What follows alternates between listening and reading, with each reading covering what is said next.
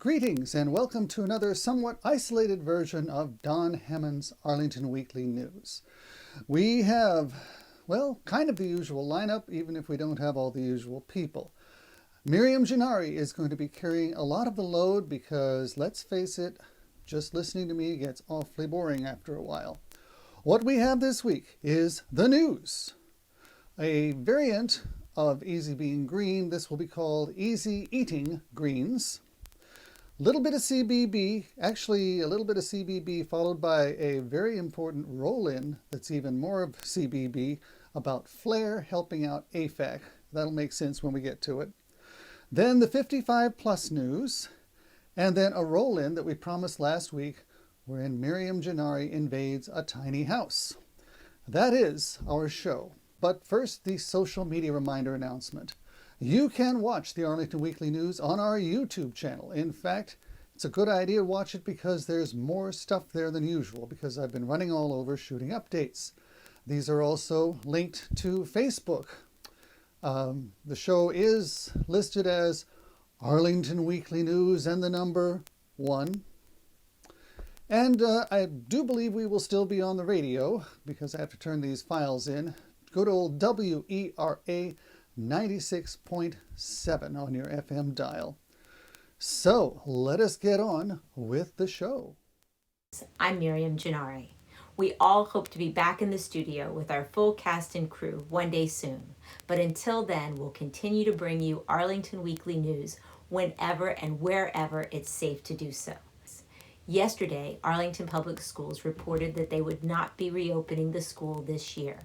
One important thing to note is that APS will expand the grab-and-go meal program with 3 more locations. Beginning March 25th, they will expand the number of sites for breakfast and for lunch to 5 locations to better reach families.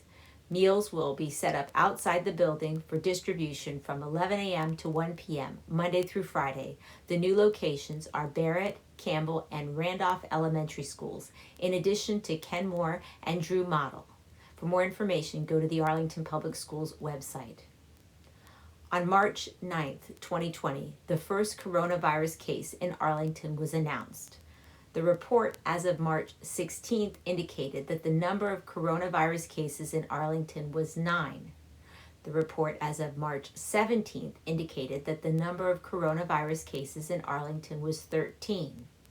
Reports as of March 19th indicated that the number of coronaviruses in Arlington was 17. And the report as of March 22nd indicated that the number of coronavirus cases in Arlington was 26. However, these figures are likely to be understated because of the restrictions of access to testing.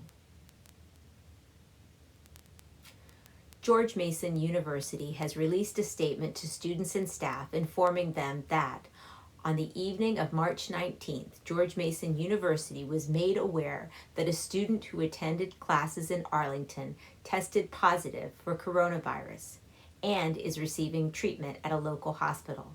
The message went on to state the student does not reside on campus, and to our knowledge, the last time that this student was on the Arlington campus was March 4th. The university has taken aggressive steps to prevent the spread of the coronavirus within the Mason community by moving classes to an online format, canceling events, and promoting telework whenever possible. This message suggests an unfortunately limited view of what is referred to as the Mason community. Since the student did not reside on campus, they had commuted through the wider area in Arlington and possibly elsewhere. A Google News search shows reporting only in Arl Now and the Patch sites. The announcement should have been directed to the much broader community. Because of the difficulty in obtaining COVID-19 testing, along with the variable incubation periods between infection and the onset of symptoms, we at the Don Hammond's Arlington Weekly News would like to encourage a certain kind of positive attitude. To put it plainly, Arlington residents should move about the county as though they would test positive for the virus, even in absence of symptoms. In addition to minimizing public contact and maintaining the prescribed 6-foot social distance, consider coughing or sneezing into a bandana or a handkerchief or even a sanitary wipe rather than into your elbow. It is much easier to wash a handkerchief or a bandana than most jackets.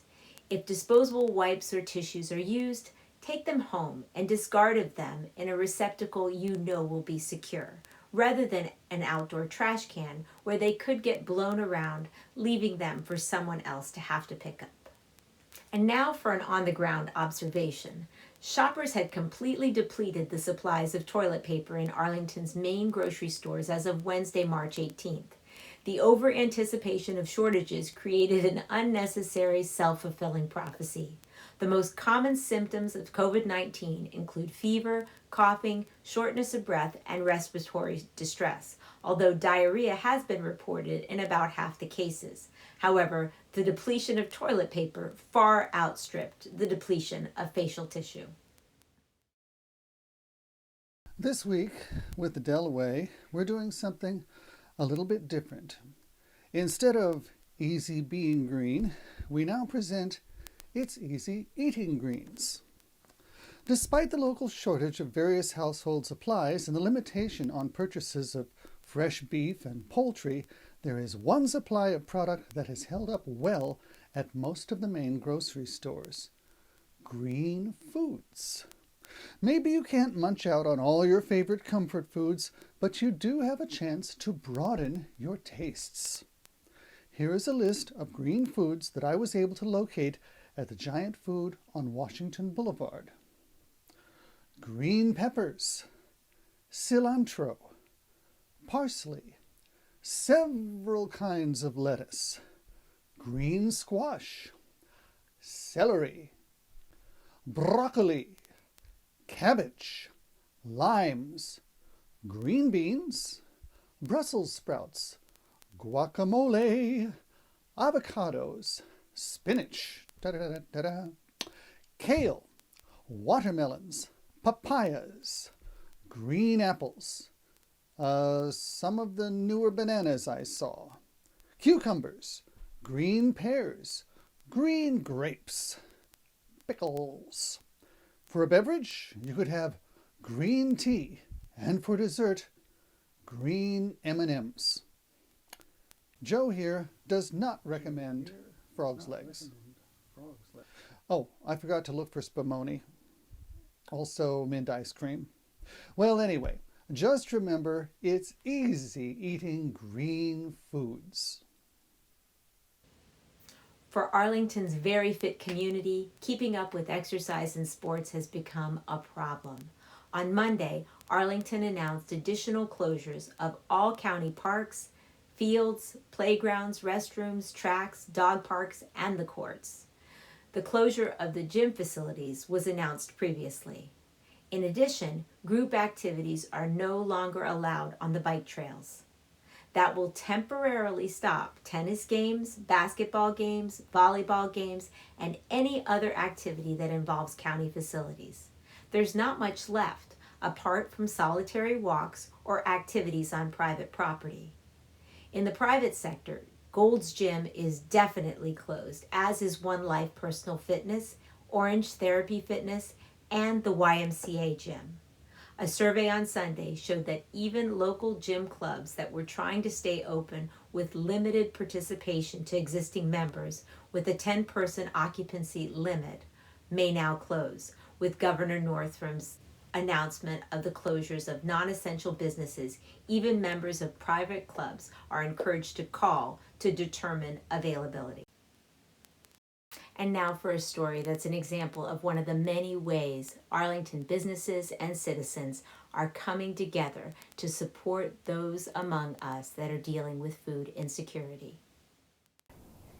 Hi, and welcome to another edition of the Sustainable Scoop. Yesterday, in 22202, a community came together along with a company called Flare Rides to provide mobile donations for AFAC, Arlington Food Assistance Center. And I'm here with one of the members of Flare today, Luis Castellano. Luis, thank you so much for yesterday. Very welcome. How did it occur to you that Flare Rides could be a mobile distributor during this COVID-19 crisis? Well, it was a team's idea, not mine. I'm not but the team came with options to help, and this in coordination with Miriam Gennari. They found this good opportunity, and we said, hey, let's go for it. And we said, we have the car, we have the vehicles, and we have the means, and we want to do it. And let's help Arlington.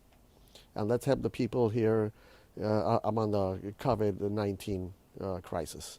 It's a good opportunity. I myself, I'm a volunteer in AFAC since last year, and I'm the food distribution, and I said, hey, that's great, let's help AFAC again, and we're doing it. And that gives us a chance to seek other opportunities to help our community and to see where we can be useful, and give what we got. So yesterday there were 3 locations. Yes. You went to 3 locations. And in Crystal City, in Aurora Highlands, and here in Arlington Ridge. We planned the operation with all those 3 points, 3 pickup points, and we delivered all the food to AFAC here in Shirlington. There was 824 pounds of food. That's great. That's great. Tell me about what it was like when you stopped at every site where you picked up the food. Crystal City first? At first we didn't know what to expect, how many food we were going to find. And when we got there and we saw all the boxes packed, we said, hey, this is good. This is very good. And of course it feels good.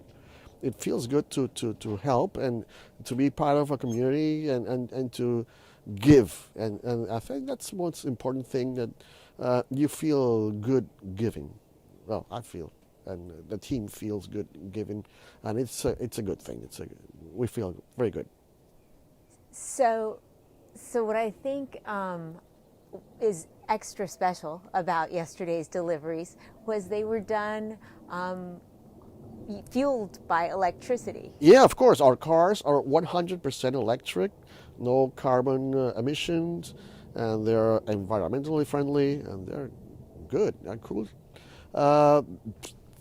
We can only run 25 miles per hour, so we are not going to get a speeding ticket. You're very safe. You're very safe within the first mile or the last mile of a community, right? Yep.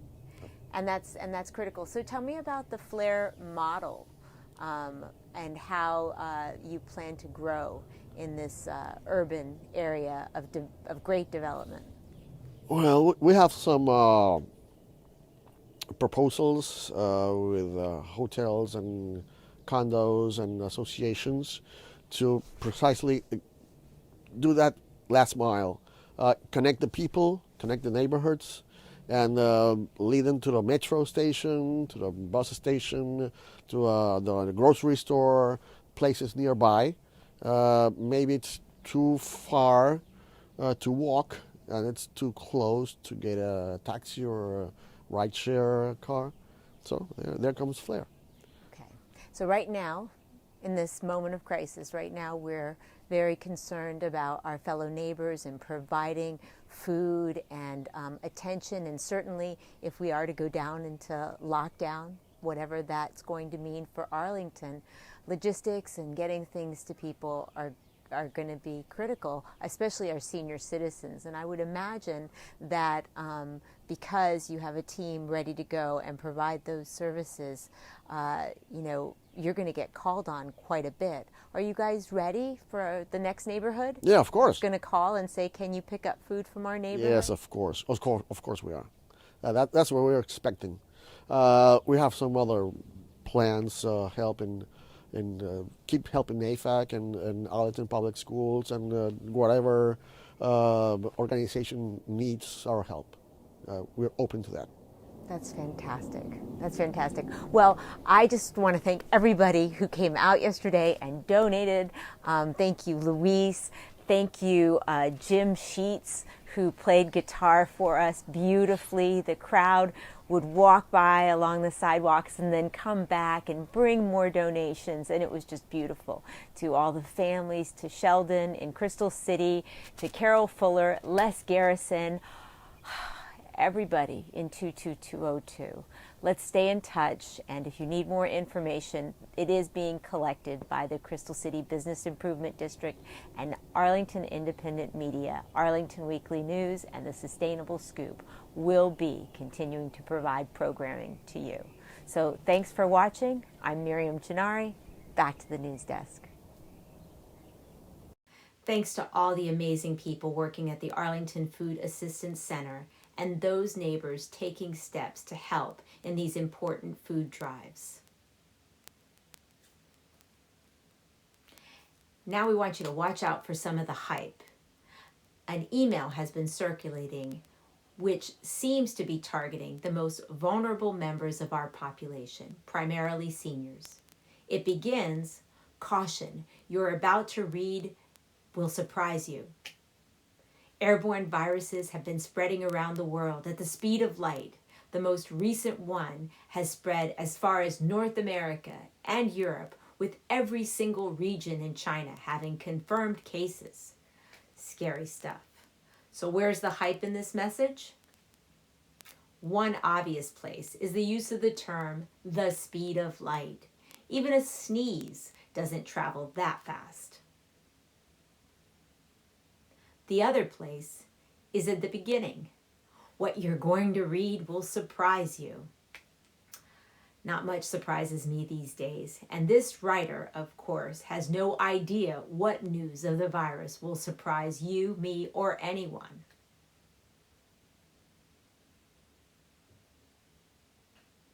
This is followed by what is known as the product pitch.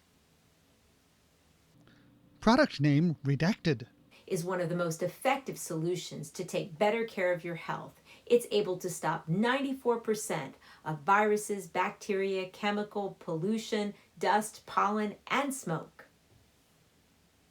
Let's look at this claim. First, the writer does something called hedging, making their promise intentionally vague while still sounding impressive. Hedge 1, one of the most effective solutions, not claiming to be the best solution. Hedge 2, to take better care of your health, not claiming to be the best care for your health. Finally, there's an aggregate percentage, 94%, a lot different. The filter might be effective against dust or pollen particles, but it might be useless against smaller particles containing a virus. But by lumping the items together, the overall percentage can be made higher. It's like a fly swatter that's effective against 100% of flies, but 0% of charging bulls. If you combine the data, you can claim 50% effectiveness. These are not necessarily bad products, but remember that hype is a short word for hyperbole, which is defined as extravagant and exaggeration, and the definition is no hype. Some more important news for seniors. Some grocery stores in Arlington have announced special shopping times for seniors, but your status may vary. At Safeway, you must be 65 years old to qualify. You can shop on Tuesdays and Thursdays from 7 a.m. to 9 a.m., along with pregnant women and people with compromised immune systems. At Giant, the minimum age is 60, and you can shop from 6 a.m. to 7 a.m. At Whole Foods, the minimum age is also 60, and they will let seniors into the store 1 hour before regular business hours. And now I would like to introduce Andrew Moore and Arlington's newest tiny house by Arlington Designer Homes as they take us for a private tour of Arlington's Green Choice Home Award winner. Let's take a look. Hi, and welcome to another edition of the Sustainable Scoop. I am here on North Cleveland Street looking at one of Arlington's very first tiny homes. It was built by Arlington Designer Homes, and this afternoon, Andrew Moore is going to take us through the house and tell us all about this sustainable little house. I'm here with Andrew Moore. He is the builder of this lovely tiny house in Arlington. This is your first tiny home? It is. We have done smaller houses, but with the land costs being what they are in Arlington, the square footage costs go way up the smaller the house is. So people are trying to maximize the size of the house because of the value of the land. So it's tougher to find the right customer to build a house like this. The land is going to dictate. And so if we can find smaller lots and put smaller houses on them, we would love to do that. So talk about some of the features that are inside of the house, specifically on saving water or cutting down on energy costs using Energy Star appliances. Yeah, so we've got Energy Star appliances, and then we use all LED lights. So everything in the house is LED, and so you'll see that we have several recessed lights, but the typical recessed light that we're used to, that we grew up with, would be 60 to 100 watts. These are 6 watts. Wow. And so you could have 100 of these for what one light bulb would be in a regular house. And so you've got the efficiency of lighting, but also Energy Star appliances. And what Energy Star does is the same thing with Arlington County Green Home Choice, is it gives us a quantifiable measure of, this is a certified appliance because it meets the minimum standards for Energy Star. And those standards continue to increase. So Energy Star, when it started 15, 20 years ago, whatever it was, the standards have increased. I think we're at Energy Star 3.0 now. So, this is the third iteration of energy efficiency. And it's not just energy efficiency, it's water efficiency. There's WaterSense toilets and faucets in here, and then no VOC paints. So there's a whole system that we put together in order to create a house that is not just energy efficient, but healthier for people to live in. And not the least of which is the air conditioning system, the heating and air conditioning system. Tell me about that. We've got a high efficiency system in here. We've got a heat pump, so it will recirculate the air in the house and most efficiently heat and cool it. And then the HVAC compressor is high efficiency as well. It's a SEER rating, and ours is a 14 SEER rating, and so it's. Along with because the house is so tight, because it's small, because it's efficient, we can put a smaller system in there. So rather than blowing it 100 knots or whatever it is, it's a very much smaller system that allows us to just be more efficient. How many people would you say this house could accommodate? I always say that when I was building it, I always said that I think my wife and a baby child could live here fairly comfortably. I think you get to that second child, or you get to the 13-year-old and you're out. But I think this would be a great house for a young couple starting off, or a professional. Or perhaps retirees. Absolutely. I mean, we're seeing a lot of that where people are interested in having a smaller house that they can kind of turn off and then travel and go to Florida for 6 months and then come back and not have the maintenance and things like that. And that's actually one of the other things I wanted to mention, is we've got an on-demand hot water system here. Wonderful. Which I think really works well for people that travel, because you're not heating that system continually while you're out of town. You're just using the amount of hot water that you need. And I think for people that travel a lot, that's an ideal system. So would you say that this is a smart house? It's not a smart house in the fact that we haven't, hooked up a lot of gadgetry to it. We have found that a lot of post-marketing or post-market things for smart gadgets are probably a better way to do that, because then customers can individually design and create the systems that they want. just because we have the ability to put in a voice recognition system that can dim the lights or whatever, doesn't mean that people are going to use it.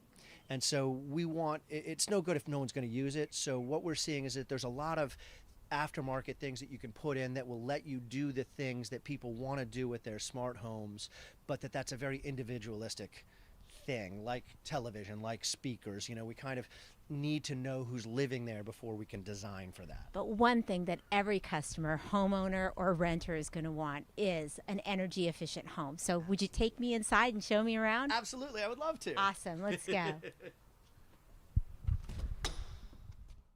We've got LED lighting throughout the kitchen, and then obviously Energy Star appliances, a Bosch dishwasher. We pulled all the stickers off. So. Gotcha. It's a small kitchen, but I think it's usable. I mean, that's the thing, is I think you can actually cook here. I mean, it's a galley kitchen, but you've got some prep space here, you've got some prep space here, and I think you have, a very nice amount of Storage, yeah, even up high. Even up high, yeah.